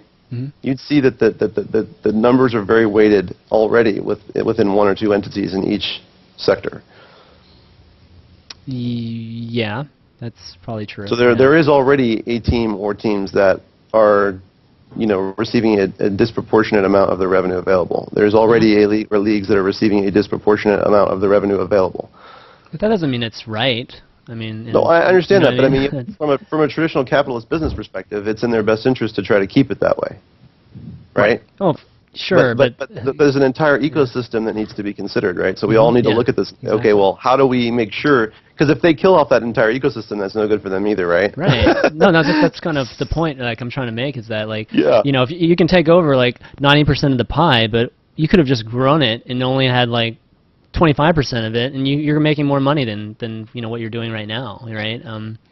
It's kind of high level. It's kind of a very simplistic analogy, but yeah, I mean it kind of gets to that. But do you think? I mean, so you think continuing down that road is kind of where it's going? Well, I mean, I think that what we're going to see is that there is secondary, I would say there's incumbent organizations, incumbent entities in the sector, right? And that we're starting to see the second and third and fourth placed entities starting to ratchet up their strength, and they're starting to build their base of power as well. I think they're starting to challenge things a little bit more, and I think that the pressure on the incumbents is just going to grow and grow and grow. Right. I think that things will equalize, hopefully, without one of the incumbents collapsing. Because if that happens, then we're all in big trouble. Yeah. Exactly. But we're in big trouble if like an EG or a complexity collapses. That would be horrifically bad. Yes. Agreed. The same thing for an IPL or an MLG. Can't have that happen. They both need to be there. Exactly. At least that's my opinion. I don't know. I could be wrong. No, I think I agree with you. Like I support the competition in the scene. It drives us forward. I mean, in addition to the logistics of just having more players in the scene to attract different varied sponsors and things like that. Now, I agree that it's very important for the ecosystem for that to exist. Yeah. Well, okay. I know we're running out a little time for you guys. So why don't we get a few questions in here, just Q&A. I know Jarstar wanted to call in, so here. I know he wants to say a few things to you, Kevin. So. Oh boy. Hold on, let me fix the screens here. He's only got nice things to say. I mean. No, he's a great guy. Yeah. So he actually stopped by San Francisco. Hey, John, how's it going? What's up, hey, John? man, I'm not too bad. How's it going? Doing well. Doing well. How's it going, John? I'm good, man. I got back. Oh, hang on. Let me just mute the stream. I just realized I had it on in the background. I got back from the Czech Republic yesterday, and I spent the last 2 weeks playing chess. I won't bore you guys with the details, but long story short, the chess tournament itself didn't go that well. But what did go well was that a pint of beer was basically $1 or less, and that could possibly go some way to explain why the chess didn't go very well. and I came back, wanted to catch up on the esports scene, asked a friend of mine on Skype, so what should I really be watching or listening to or just checking out in the realms of StarCraft 2? And they gave me a YouTube video link to Gangnam Style, which I've now had on repeat for about the half of the day today while I do chores and tidy up the house. That stuff is so addictive. Yeah, I wonder how many views they've gotten in the last 3 weeks now, or whatever, however many weeks it's been. Oh my god, it's been insane. Yeah, exactly. But hey, do you got a question for I think for anybody here? Well, I was just listening in on a bit of I'm really interested to know where you guys think esports is going with respect to people being professional and in the industry. Obviously, as an up-and-coming caster myself, as Kevin will probably tell you a little bit about, I was always getting into esports with the idea that, I do what I love. I have a job that I do on the side, and at no point am I thinking to myself, I don't have any illusions of grandeur, or, I desperately want to become a full-time caster, or anything like that. It's just nice to see in communities like this, we have people who are willing to give back to the community as opposed to forge a path for themselves. And that's the one thing, in my opinion, that separates a lot of people who just play the game, the players, and the casters and the other guys that are behind the scene. Because often, but not always, don't get me wrong, the guys behind the scenes are the ones that are trying to push the scene forward as a whole, and there's less of a vested interest in just promoting yourself or making sure your own results are up there with the best of them, which of course is what playing the game is all about. You can't fault anyone for that.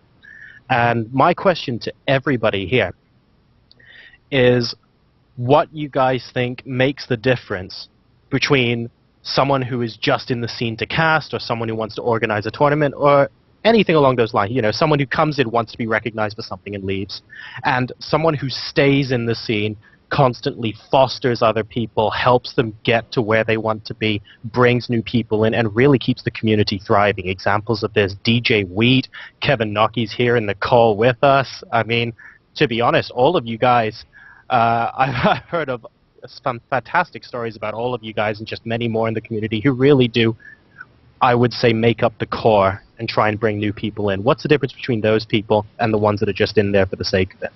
Any advice you can give? Well, if you listened in earlier, obviously the first thing that both me and Kevin have in common is that we always had a passion for competitive gaming. So, as we were talking about earlier, everyone I know who has been in the industry for a while and continues to push forward in the industry is a really, really hard worker. It's not a coincidence that they're there. Someone in chat said it seems like you have to make your own luck in esports, and I definitely agree with that. There is luck. It is partly the connections you have. Wait, are we still connected right now? Yeah, we're still connected. Okay. Yeah. But everyone works really hard, is very driven, has a strong passion for it. I will say the way I was able to get into the industry was through hard work and a lot of thankless work too. A lot of the time you're going to be doing stuff and you're going to see a lot of hate. You're not going to see that many people congratulating you, encouraging you along the way. And I'm actually lucky. I'm really lucky. I came from a pretty well-off family and I didn't have to pay for college. My parents paid for college and rent.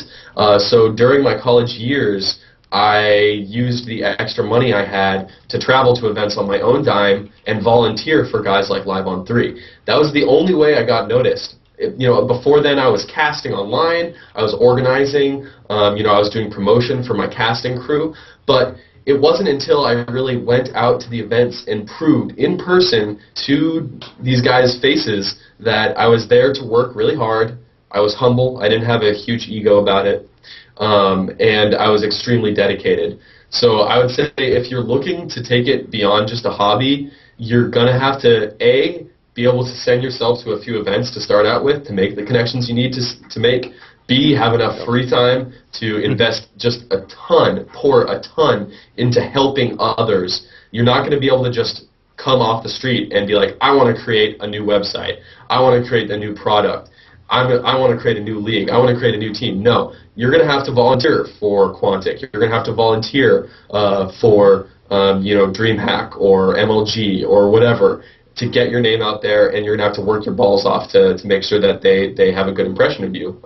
That's the advice I would give to anyone looking to break their way into the actual industry beyond just hosting a cup here or there or casting a Reddit Bronze League tournament every other week or something like that. Right.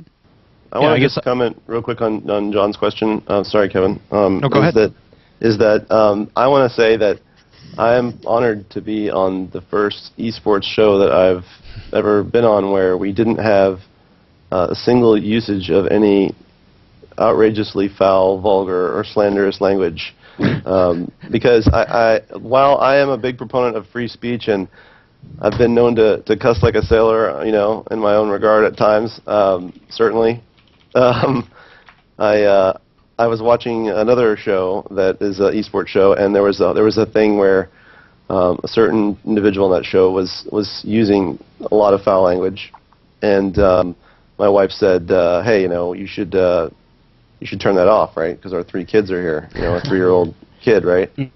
And so I went on Twitter and I was like, "Hey, why do we have to use this language?" And everybody just trashed me. They were like, "What's wrong with you, man? Don't you know that that's how this show is, and this is the way it's always been, and blah blah blah blah blah." And I'm like, "Well, yes, but the thing is that if I want to watch an esports show and I have my kids there, like I have 2 choices. I don't have a lot of time every day, so I don't have time to sit up all night and watch esports shows. So if I can't watch them with my family, then that means basically that I'm not going to watch your show." So is that worth it for you? Is it worth it to use that language, really? Is it really worth it? Because I don't think it is. Right. Well, that and the Olympics are here as well, so I have to be on my best behavior for the next couple of weeks. One thing I want to say is that the difference to me and someone who wants to take esports seriously or professionally versus amateur programs is that a lot of people, and again, I'm not trying to call anyone out, but there are organizations, there are some people even, and some small-time people will fall into this trap. I did for about 6 months on my own personal stream where they're trying to accumulate viewers for themselves. And I think the real switch that happens is, and when you want to become professional, is when you start focusing on creating a sustainable ecosystem that's based around esports, something that can last for all time. And that's what I'm more interested in whenever prospective employees will apply to IPL or something like that. Is that how interested are you in growing the scene? How passionate are you about making this a long-term goal for all of us? And that's what's important to me. So. Yeah, absolutely. I think the only comments I would give is it's kind of just 2 words, I think. One being generosity. It's kind of a little bit of what people were talking about, just being able to volunteer, that giving, that sense of giving, to the community or helping to grow this industry without gain is. I feel like you have to have that, and at some point you have to switch from that to actually, making a living, right? But secondly, I think tenacity. I think there's going to be a lot of ups and downs. I think whenever you're in this process of trying to make it in this industry or become somebody in this industry, and you just have to believe that this is what you want to do, right? And those bad days, just push right through them and just keep going. You know what I mean? I think that's a really big thing.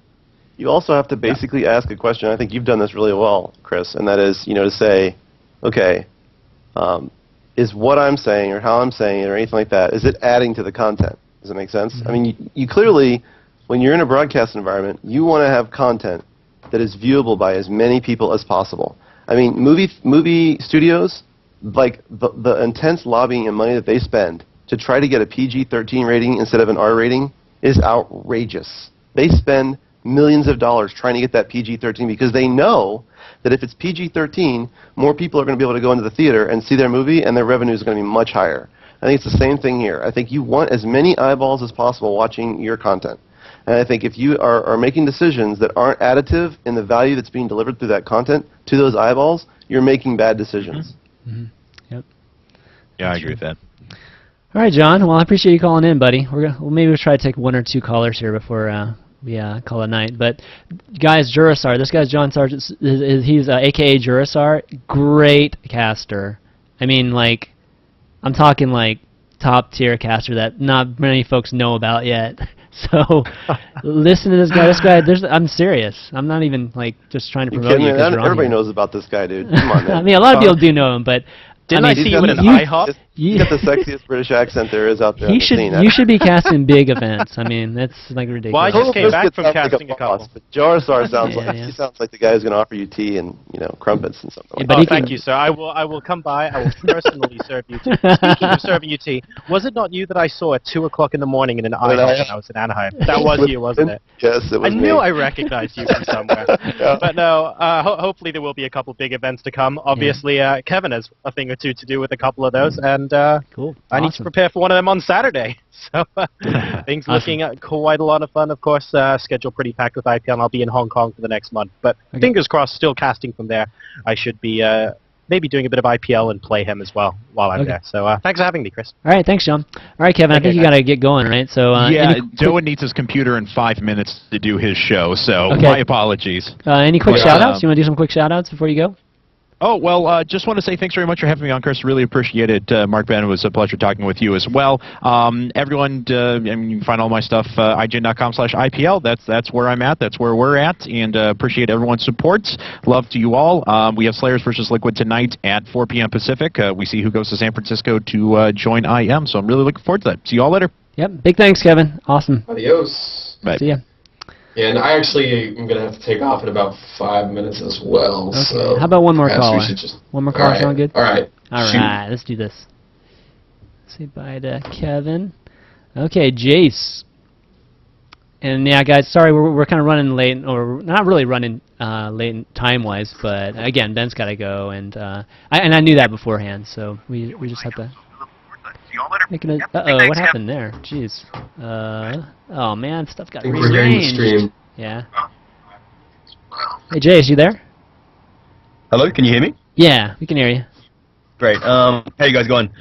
Good, good.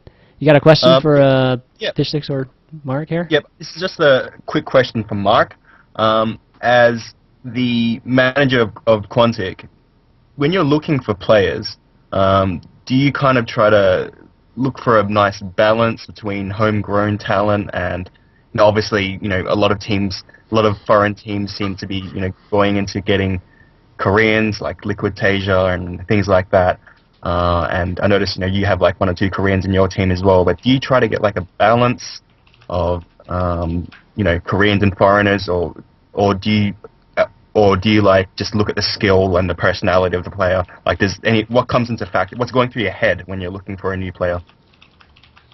Well, I think that basically, I mean, and I'm not the person who like makes the end call on player acquisition, so I don't necessarily want to act like I'm like the all-knowing, omnipotent being here, but there's a lot of factors that go into it. How everything from how they play stylistically to how they actually engage with the hardware that they're using, how they engage with the fan base, how they view themselves and their fans and their activity, their craft. I mean, there's a lot of things. So I mean, it's not like it's a simple like 3-point assessment, I guess. And a lot of it is on feeling too, on gut feeling. I mean, you really we look for players that have a lot of skill headroom, right? A lot of potential that we can help them reach. There's other teams out there that look for players that are playing at their peak. It just depends, really. Right. Okay. So, like, what was your whole reasoning behind getting the? Let me just look at the list here real quick. The STC and Apocalypse. They're both Koreans in your team. Like, what was your thought process with them? Yeah, the STC, Apocalypse, and Dodoro. So I mean, Apocalypse was like a top 20 GM Grandmaster in Korea ladder. Yep. He was the terror of all the pros. Yep. He was definitely the highest skilled non-signed Korean amateur. Yep. So our Korean business manager felt really strongly that he was a really good choice, and he's yet to attend an event in the States yet, but I'm sure that or a foreign event yet, but I'm sure that he's going to do well when he does. He's a little bit shy, so he's going to have to get accustomed to the attention and everything. But we have foreign players that are in the same situation, though. But the fact that they're Korean doesn't necessarily change anything. Yep. I mean, I've seen some Korean players really latch on with fans and really get that fan love as well. So I mean, like a Violet, like a Dragon, for example. Yeah. Yeah. But one concern that I have, right, with having players from one side of the world to the other is obviously the time zone difference, and of course the whole team aspect. You got some players in one when it's morning, it's nighttime in America, and vice versa. Like obviously this may affect the team aspect. They're not going to be able to practice together as much, and obviously communication, language barrier is a bit of a problem as well. Like, what's your whole like thought process about this kind of thing? Like, don't you think it's kind of pulling it away, and perhaps maybe the players themselves may think that maybe they're in an A team or a B team, or they're just like not close to some of their team members? Like, how do you manage that? Well, I mean, I think that we're really focused right now on fully integrating all of these teams into one team, right? From a perspective of just varying Korean versus foreign versus Vile versus Quantic versus Swedish versus whatever. I mean, just basically trying to pull all that together. And I think that, with our partnership with StarTel, of course, we have semi-permanent slots in Korea, and of course, we have the facility in San Diego. So, I mean, I think that it's important to keep this exchange going through those facilities. And I also think that Quantic is a global business. So we have people in Australia, we have people in Asia, we have people in Europe, and the United States, South America. There's people who are on staff or engaged with this business, or as players or as media producers, for example, all over the world. So it's a 24-hour operation. And I would say that there's really no boundaries to that, if you will, per se, whether that's culture or language or anything else. So. All right, Jace. Thanks for calling. Thanks. Sorry, if it's okay, I had one more quick question. All right, kind of make it quick because Ben's got to go here. Yeah, sure, sorry. I guess this is something that everyone's been wondering. With Nanawa leaving, do you guys have any plans to, fill in that gap with any players that you may be looking at? We have some forthcoming announcements, none of which are designed to, quote-unquote, replace Johan, although I think that would be difficult to do in the first place. Yeah. That's not our objective. Our announcements will be far more in line with our renewed overall strategy that we've been working on for some time now. Cool. Thanks. All right, thanks for You're calling. welcome. All right. All right, let's get into some shout-outs. Oh, man, the screens have just been going crazy. I don't know why they put his screen, like, next to you there. But, Ben, you want to do some shout-outs before you go? Sure. I'm FishStix. You can follow me on Twitter at FishStix. I work for Twitch TV. Twitch TV is the greatest thing ever. I love it. Working here, I'm surrounded by a really amazing team of young professionals in the industry. So go ahead and follow Twitch TV on Twitter and Facebook, and like us on Facebook and stuff like that. Yeah. Other than that, I will just say that I do have some concerns about the sustainability of the growth that we've been seeing so far in esports over the last 2 years since StarCraft 2 came out. But I also am very optimistic. I do think that FPS can come in there. I do want to see fighting games get more integrated into the whole scene. I think there's a ton of potential for growth that we could see in the immediate future. And another thing to think about is, when Mark's children are, coming into high school or middle school or whatever, what is that generation going to think about gaming? What is that generation going to think about esports? So I think that we could see a greater shift towards esports in the mainstream within the next decade or two, as the computer literate generation begins to have children and those kids grow up and with esports already as an established entity. So I do think there's a lot of potential for growth, and I'm going to be here supporting it as best as I possibly can from Twitch or otherwise. But I will be certainly with Twitch for the next few years, working my hardest to support esports. So thanks, Chris, for having me on the show. It was a pleasure to talk to you, and Mark and Kevin as well. And I'm going to go back to work since it is a normal work day, and I have a lot of emails to catch up on. No, awesome, Thanks, Ben. man. I Thanks for appreciate everything you do, man. Yeah, appreciate you being on, buddy. Great show, man. Indeed. And I will take my leave here. All right. Thank you. See ya. Cheers. All right, Mark, why don't we round out the show? How's your first show, buddy? It was good, man. Good stuff. Again, I'm really happy about you joining the team here, and I think you bring a great insight. Definitely a different viewpoint than me or myself or John and Ben. So I think we're going to have some great shows in the future. And speaking of great shows, the next week we're going to have, I don't know if you know, but we're going to have Flo on the show. Sue Lee too, just to kind of get it. You know, a lot of people don't think of Sue as much more than just a translator, but I think being a translator. Sue's awesome, man. Yeah, Sue was when we had the IM partnership. Sue was with us in Providence, and she was great. She's like the ubiquitous translator. I mean, you see her really everywhere. is. She is. She really is. And she can get a hold of anyone. She really can. I know, exactly. She's got the Korean messenger on her phone and everything. It's cool. No, so she's great, and obviously her and Flo are really great friends. So I figured it'd be a great time to talk about the house too. So I kind of saved that. Yeah, I need to, of course, as always, thank our sponsors that support our team. DB Vision, Digital Balance, Razer, of course, Twitch TV, Machinima Versus, which is their new esports channel. Of course, our partners, StarTale, and our investment partners from Google. And yeah, I mean, we wouldn't be able to do this without all of those folks. And lastly, Asus Republic of Gamers, who's been working with us on quite a few things this year, and we really appreciate all the wonderful things we've been able to do together. So.